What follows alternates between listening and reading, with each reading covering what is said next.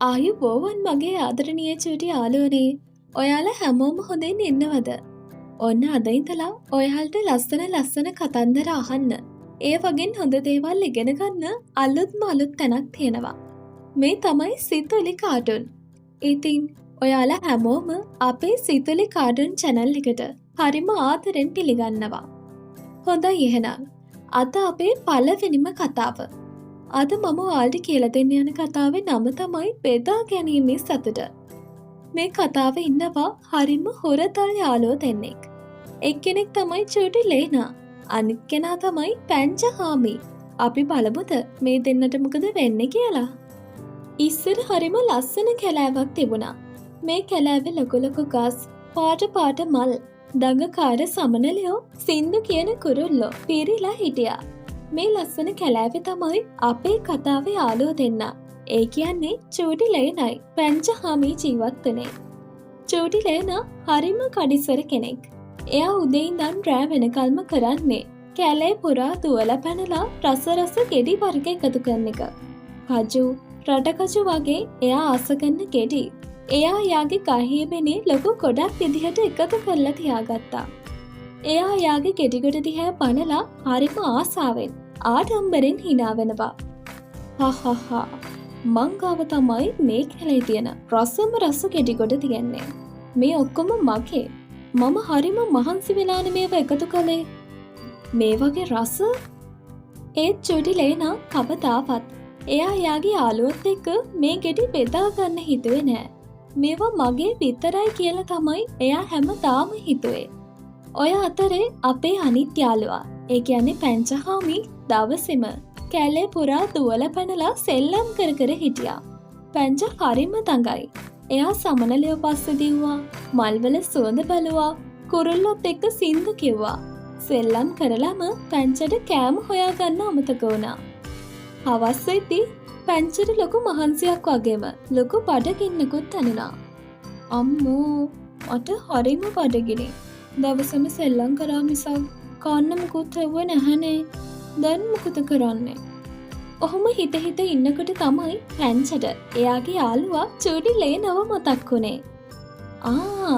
මගේ යාළුවා චූටි ලේන ගාව නම් ගෙඩි ගොඩක් ඇතේ. මම එයාගෙන් ඉල්ල ගන්න ඕනේ කියලා පැංචහාමි කෙලින්ම දිව්වේ චූටි ලේනගේ ගහ ළඟට. එතකොටත් චූටි ලේනා එයාගේ ගෙඩි ගොඩ දිහා බලාගෙන හරිම ආසාවෙන් සතුටු වෙවේ හිටියා. යාළුවේ චූටි ලේනා ඔයාට කොහොමද? පැංචා මම හොඳින් ඉන්නවා. මොකද මේ පැත්තේ? යාළුවේ මට අද කෑම හොයාගන්න බැරි වුණා. මට හරිම බඩගිනි. ඔයා ගාව ගෙඩි ගොඩක් තියෙනවනේ. මගේ බඩගින්නට ගෙඩි ටිකක් ඔයාට දෙන්න පුළුවන් වේද? පැංච එහෙම ඇහුවම චූටි ලේනගේ මූණ කළු වෙලා ගියා. එයා එයාගේ ගෙඩි ගොඩ අත් දෙකෙන්ම වහගත්තා. මොකක්? ගෙඩි දෙන්න? බෑ. මේවා මම උදේ ඉඳන් මහන්සි වෙලා එකතු කරපුවා. මේවා මගේ.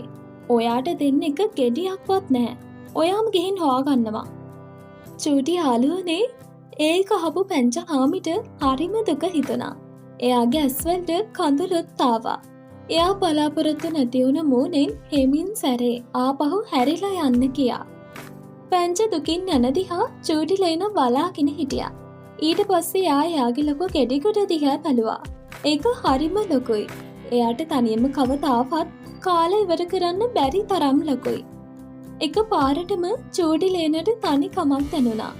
එයාගේ හොඳම යාළුවා බඩගින්න දුකින් යද්දී මෙච්චර කෑම ගොඩක් තියාගෙන එයා තනියම සතුටු වෙන්නේ කොහොමද කියලා එයාටම හිතුණා. එයා කරපු දේ වැරදි කියලා එයාගේ හිත එයාට කිව්වා. අනේ මම කරපු දේ වැරදි. පැංච මගේ හොඳම යාළුවා. එයා බඩගින්න ඉද්දී මම එයාට උදව් නොකරපු එක හරි නැහැ. මේ ගෙඩි ගොඩ තනියම කහලා මොන සතුටක්ද? එහෙම හිතපු චූටි ලේනා එක පාරටම හයියෙන් කතා කළා. පැංචා පොඩ්ඩක් යන්න එපා. මේ සද්දය ඇහිලා පැංචහාමි නැවතිලා ආපහු හැරිලා බැලුවා. චූටි ලේනා එයාගේ අතේ ලොකු ගෙඩි මල්ලකුත් අරගෙන ගහෙන් පහලට පැනලා පැංච ළඟට දෙව්වා. යාළුවේ පැංචා මට සමා වෙන්න. මම හරිම නරක විදිහට නාඩ කතා කළේ. මං ගාව මෙච්චර ගෙඩි ගොඩක් තියාගෙන ඔයාව බඩගින්නේ අවන්න හදපු එක හරිම වැරදි. එන්න අපි දෙන්නම එකට වාඩි වෙලා මේවා කමු. චූටි ලේන එහෙම කියද්දි පැංච හාමිගේ මූණ ආයෙමත් හිනාවකින් පිරුණා. එයාගේ දුක ඔක්කොම නැති වෙලා කියා. ඇත්තමද යාළුවේ? ගොඩක් ස්තුතියි. ඔයා තමයි මගේ හොඳම යාළුවා. ඊට පස්සේ චූටි ලේනයි පැංච හාමි ලස්සන තනකොළ පිට්ටනියක වාඩි වෙලා එකට එකතු වෙලා හරිම ආසාවෙන් ගෙඩි කන්න පටන් ගත්තා. එයාලා කතා කර කර hina වෙවි ගෙඩි කෑවා. තනියම කනවට වඩා යාළුවොත් එක්ක බෙදාගෙන කන එක කොච්චර සතුටක්ද කියලා චූටි ලේනට එදා තමයි තේරුනේ. එදා යාට දැනුණ සතුට එයාගේ ලොකු ගෙඩි ගොඩ දිහා බලාගෙන තනියම ඉද්දි දැනුණ සතුටට වඩා දහස් ගුණයකින් වැඩි.